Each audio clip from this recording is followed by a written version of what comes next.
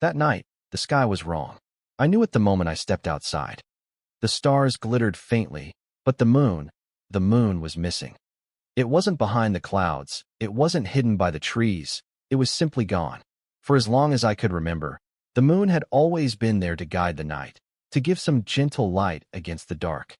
But that night, the darkness was absolute, thick and suffocating, as though the world itself had forgotten how to breathe. At first, I thought maybe it was just me.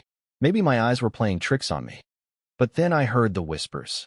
Neighbors murmuring nervously on their porches, children crying because they couldn't sleep without the pale glow that usually comforted them. The town grew restless. Lamps were lit, flashlights flickered on, but no matter how much light we tried to create, it all seemed to be swallowed by the blackness that pressed in from every side. Then came the sound. At exactly midnight, a low hum rose from the woods. It wasn't like any animal I'd ever heard. It was a vibration in the air, almost mechanical, but alive somehow. The ground trembled softly beneath my feet, and every hair on my body stood on end. People gathered near the edge of town, staring into the tree-line. No one dared step closer.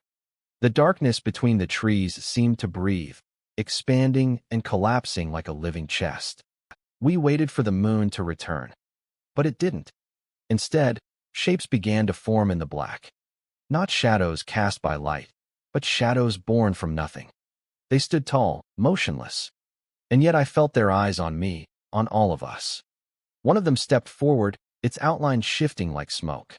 Where its face should have been, there was only a hollow void. And then, in a voice that seemed to echo inside my skull rather than my ears, it whispered, "The moon was never yours to keep." The crowd scattered in panic. I ran too. But no matter how far I went, the darkness followed. Lamps died, phones flickered off, even the stars above began to vanish, one by one, as though the night was consuming them too. I stumbled into my house, slammed the door shut, and pressed my back against it, my chest heaving. In the glass of the window, I caught my reflection, except it wasn't mine anymore. My eyes were gone, two black voids staring back at me. Outside, the whispering continued, soft and endless, promising that the sun would never rise either.